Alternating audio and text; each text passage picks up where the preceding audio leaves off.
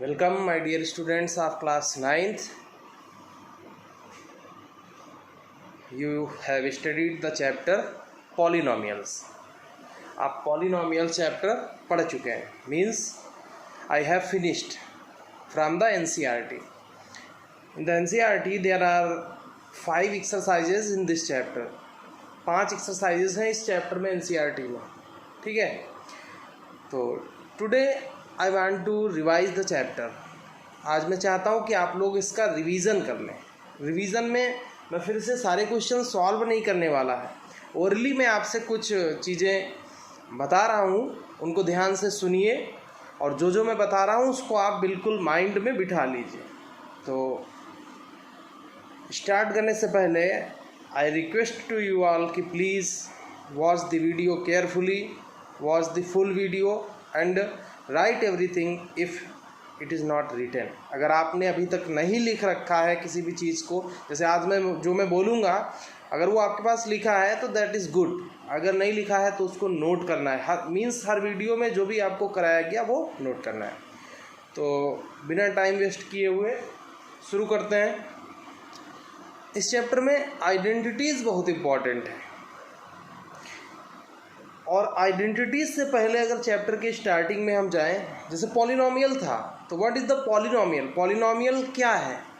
Polynomial की अगर definition बतानी हो तो polynomial is the combination of variables and constant. और इस कॉम्बिनेशन को क्या कहते हैं? Algebraic expression. यानी कि polynomial is an algebraic expression in which the power of the variable should be whole number. मतलब जो भी वेरिएबल प्रेजेंट है पॉलिनोमियल में उसकी पावर कैसी होनी चाहिए? होल नंबर होनी चाहिए. ठीक है. जल्दी में मैं बताता हूँ पॉलिनोमियल. फिर इन पॉलिनोमियल का क्लासिफिकेशन किया गया था. क्लासिफिकेशन 2 टाइप से था. फर्स्ट टाइप था on the basis of number of terms. On the basis of number of terms का मतलब कि पॉलिनोमियल में टर्म्स कितने हैं. तो 1 टर्म वाला मोनोमियल, 2 टर्म्स वाला binomial, 3 terms trinomial, 4 terms binomial. याद आया कुछ? दूसरा था on the basis of degree of the polynomial. मतलब दूसरा जो क्लासिफिकेशन का टाइप था वो था on the basis of degree of the polynomial, यानी डिग्री के बेसिस पे. तो डिग्री के बेसिस पे 0 degree constant polynomial, 1 degree linear polynomial. अब डिग्री क्या है? जो भी वेरिएबल प्रेजेंट होता है पॉलिनोमियल में उसकी highest power. Means the highest power of the variable present in the polynomial is called the degree. 0 degree constant polynomial, 1 degree linear polynomial, 2 degree quadratic polynomial, 3 degree cubic polynomial और 4 degree by quadratic polynomial. ठीक है. ये तो था classification. उसके बाद zeros of the polynomial.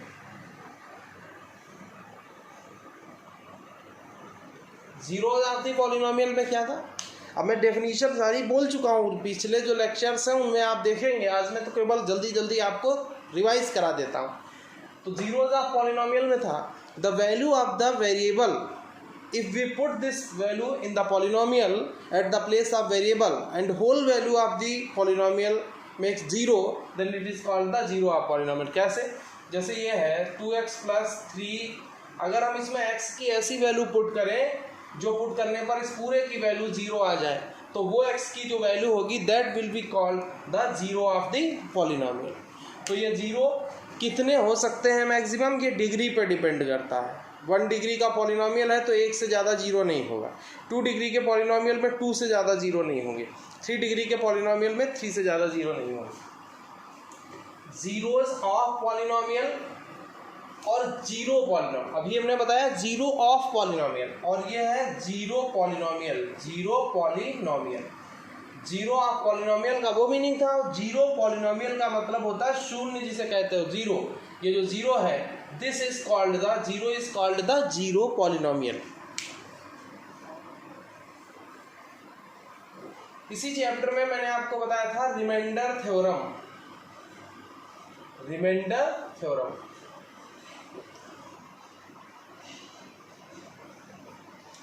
मुझे लिखवाना नहीं है वरना फिर से पूरा चैप्टर वही सब कराना है। लिख चुके हो आप, मैं बोल चुका हूँ, मैं केवल इसको ओरली बोल रहा हूँ। रिमाइंडर थ्योरम क्या है याद करो, जिन लोगों ने पढ़ रखा होगा अच्छे से उनको तुरंत ध्यान आ जाएगा कि if a polynomial P X of degree 1 और greater than 1 is divided by a linear polynomial x minus A, then remainder comes P A. This was the remainder theorem. इसका हिंदी में मीनिंग क्या हुआ कि अगर कोई पॉलिनोमियल है पी एक्स जिसकी डिग्री 1 या 1 से ज़्यादा हो और उसको एक लीनियर पॉलिनोमियल x माइनस ए से डिवाइड करें तो पी ए मतलब जहाँ पे x, देखो जैसा ये पॉलिनोमियल है इसकी डिग्री 1 या 1 से ज़्यादा है, कुछ भी हो, जैसे मान लो ये 3x² + x + 1, इसको डिवाइड किया x माइनस ए से, ए की जगह हमने ले लिया 5, तो रिमाइंडर का है पी ए आता है, यानी P5। देखो x माइनस ए से अगर इसे कंपेयर करो तो a की जगह कितना है 5, तो रिमाइंडर आएगा P5 का मतलब इसमें जहाँ जहाँ x है उसके प्लेस पे 5 पुट कर दो। ये था रिमाइंडर थ्योरम, इससे रिमाइंडर आ जाता था। रिमाइंडर थ्योरम और फैक्टर थ्योरम में थोड़ा सा फर्क है। रिमाइंडर थ्योरम से आपको रिमाइंडर मिलता है। रिमाइंडर का मतलब क्या होता है, जिसमें रिमाइंडर 0 हो उसमें, यानी कि कम्प्लीटली डिवाइड। जैसे यहाँ पे रिमाइंडर 0 आ जाए, इसका मतलब ये इसको कम्प्लीटली डिवाइड करेगा। अगर रिमाइंडर 0 नहीं आया तो ये इसको कम्प्लीटली डिवाइड नहीं करेगा। तो जिसमें रिमाइंडर 0 आ जाए वो कम्प्लीटली डिवाइड करेगा, उसके वही फैक्टर थ्योरम का स्टेटमेंट बन जाता है। कैसे? If remainder is 0 then this will be the factor of this, it is called the factor theorem. या फैक्टर है तो रिमाइंडर 0 होगा, या रिमाइंडर 0 है तो फैक्टर होगा। जिन लोगों ने इस चैप्टर को ध्यान से नहीं पढ़ा है उनको ये वीडियो समझ नहीं आएगा, बिकॉज मैं रिवाइज करा रहा हूँ। रिवाइज का मीन्स होता है कि जब पढ़े होंगे तभी तो रिवीजन समझ में आएगा, जब अभी पढ़ा ही नहीं तो रिवीजन का आएगा। तो प्लीज़ अभी भी अगर कोई स्टूडेंट ऐसा है जिसने नहीं देखा हो ध्यान से तो समझे वीडियो। तो ये हो गया। उसके बाद आइडेंटिटीज़ थी कुछ, मैं लिखूँगा नहीं, मैं ऐसे ही बोल रहा हूँ, क्योंकि जिनको लर्न होगी वो बोलने से ही समझ में आ जाएंगी। बाकी लिखी है तुम्हारे पास। जैसे एक आइडेंटिटी है x + y का होल स्क्वायर, तो x² + y² + 2xy, x minus Y का whole square is equal to x² + y² - 2xy, और x + a x + b होता है x² प्लस ब्रैकेट में a + b into x + ab, और x + y का whole cube होता है x³ + y³ + 3xy और ब्रैकेट में xy, सॉरी x + y का होल क्यूब होता है ये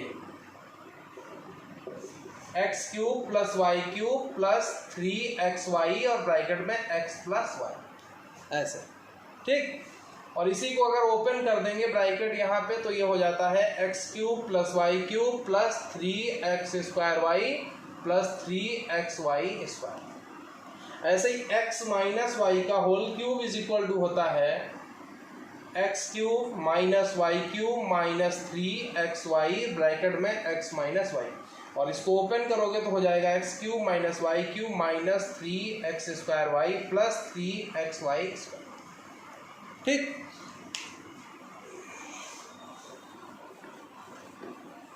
इसके बाद एक आइडेंटिटी आपने इस चैप्टर में पढ़ी है x + y + z का होल स्क्वायर, वो होती है x² + y² + z² + 2xy + 2yz + 2zx, ठीक। एक आइडेंटिटी आपने इसी चैप्टर में, दो आइडेंटिटी ये पढ़ी है x³ + y³, अभी बताई थी x + y का होल क्यूब, ये है x³ + y³, ये होती है x + y और अगले ब्रैकेट में x² + xy plus -xy + y², और इसी का एक है x³ - y³, तो उसमें होता है x माइनस वाई और x² यहाँ पे हो जाता है x + xy + y। ये आइडेंटिटी है आपकी। और एक आपने नई आइडेंटिटी इसी चैप्टर में पढ़ी थी x³ + y³ + z³ - 3xyz is equal to first bracket में x + y + z और दूसरे ब्रैकेट में x² + y² + z² - xy -yz - zx, ये ठीक है। तो ये आइडेंटिटीज थी इस चैप्टर की।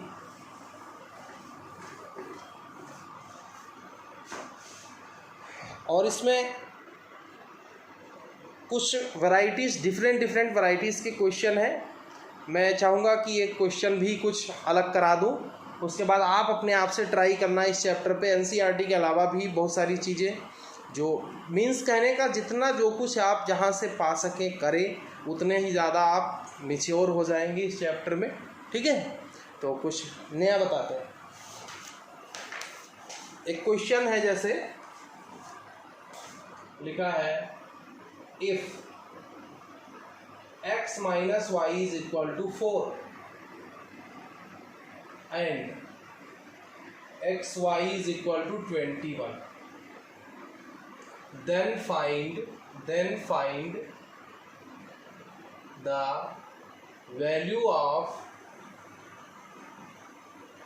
x cube minus y cube.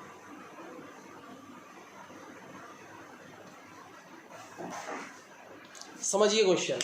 It is given x minus Y is equal to 4, X Y is equal to 21, find the X cube minus Y cube. अब यहाँ से देखो कुछ चीज़ें ऐसी होती हैं जिनको देख के हमें समझ आ जाता है।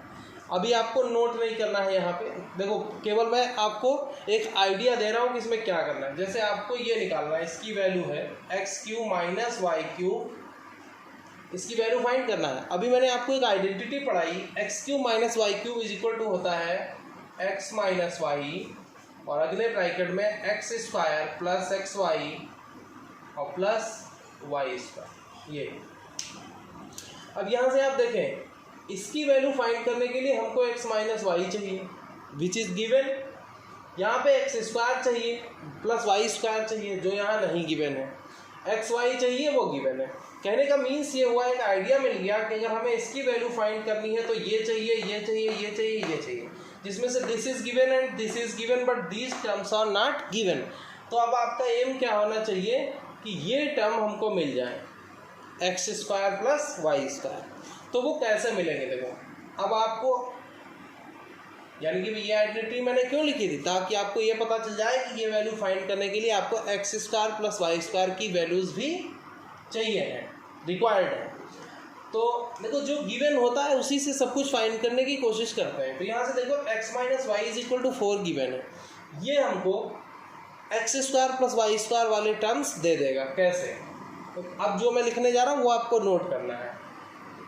सिंस, और नोट करने का तरीका ये होता है, जैसे लाइन बोली गई पूरा मतलब क्वेश्चन समझ लीजिए, उसके बाद उसको वीडियो पॉज कर करके रोक के धीरे धीरे नोट कर सकते हैं आप।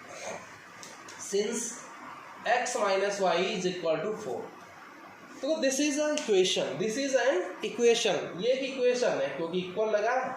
इक्वेशन का रूल आपको पता होगा, प्रीवियस क्लास 8th क्लास में भी आपने पढ़ रखा होगा कि इक्वेशन में अगर हम कोई ऑपरेशन लेफ्ट साइड लगाएं वही सेम राइट साइड, तो उसमें कोई चेंजेस नहीं आते हैं। हम अगर इधर स्क्वायर कर दें और इधर भी स्क्वायर कर दें, कर सकते हैं, उससे देखो बेनिफिट क्या होगा, squaring both sides, squaring both side, दोनों साइड का स्क्वायर करिए, तो इधर हो जाएगा x माइनस वाई का होल स्क्वायर और इधर हो जाएगा 4 का स्क्वायर। ठीक, ऐसा इसलिए किया क्योंकि जब स्क्वायर करोगे दोनों साइड तो इधर a माइनस बी के होल स्क्वायर से ओपन होगा। x माइनस वाई का होल स्क्वायर क्या होता है, X square plus Y square minus 2xy और इज इक्वल टू 4 का स्क्वायर। ऐसा मैंने स्क्वायरिंग इसलिए किया दोनों साइड का, ताकि इधर भी स्क्वायर होगा और इधर भी स्क्वायर, इधर स्क्वायर होने से हमको X square plus Y square के टर्म्स मिल गए। ये और ये मिलने का रोल क्या है, ये मिलने से इस आइडेंटिटी में X square plus Y square जो आ रहा था वहाँ पर हम X square plus Y square की वैल्यू पुट कर लेंगे।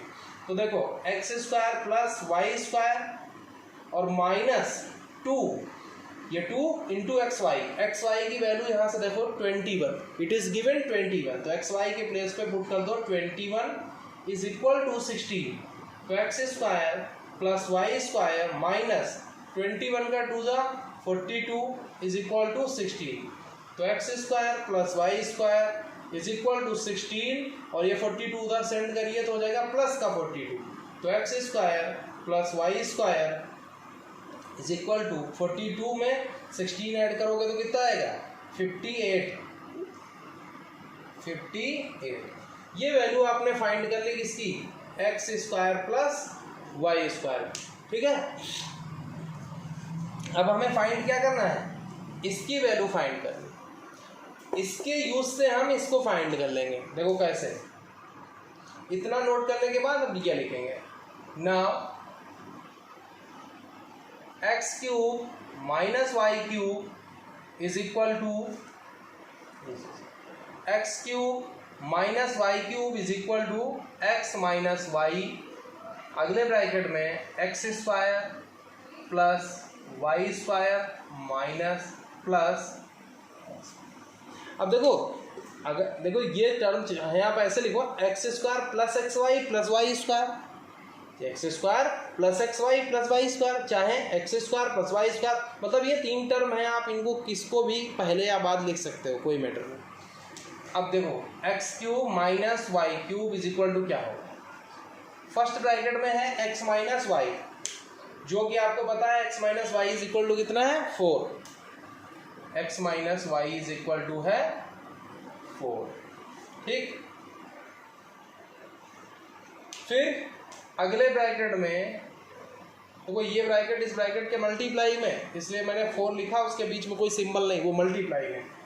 X square plus Y square is equal to कितना है 58, यानी X square plus Y square के प्लेस पे कितना लिख देंगे 58, फिर प्लस एक्स वाई की वैल्यू कितनी है 21, तो प्लस 21, तो X cube minus Y cube is equal to 4 into 4 की मल्टीप्लाई में कितना, इन दोनों ब्रैकेट को देखो, सॉरी इन दोनों टर्म्स को क्या करो, ऐड कर दो, तो 58 में अगर आप 21 ऐड करेंगे तो कितना आएगा 79, ठीक। 58 में अगर आप ये ऐड करेंगे तो 79 आएगा। 79 के इस पूरे के मल्टीप्लाई में क्या है 4 से मल्टीप्लाई करा दो, X cube minus Y cube is equal to 4 से जब आप मल्टीप्लाई कराओगे तो 4 9 जा 36, 3 कैरी हुआ, 4 7 जा 28, 3 31, यानी ये आंसर आपका आ गया, ठीक है। तो इस टाइप से बहुत सारी वैरायटीज़ के क्वेश्चन मिलेंगे। तो स्टूडेंट्स प्लीज़, अगर आपको समझ आया, अच्छा लगा, तो प्लीज़ वीडियो को लाइक करिएगा, नोट करिएगा हर चीज़। और शायद अब जो आपको अपनी तरफ से न्यू करना हो, समझना हो, वो मुझसे पूछ सकते हैं, मेरे व्हाट्सएप नंबर पे सेंड कर देना अगर कोई नई चीज़ आपको पूछनी है या सॉल्व करनी है। और बाकी कोशिश करेंगे कि in the next lecture we will start the coordinate geometry chapter 3, ठीक है। तो थैंक यू स्टूडेंट्स, मिलते हैं आपको नेक्स्ट लेक्चर पे।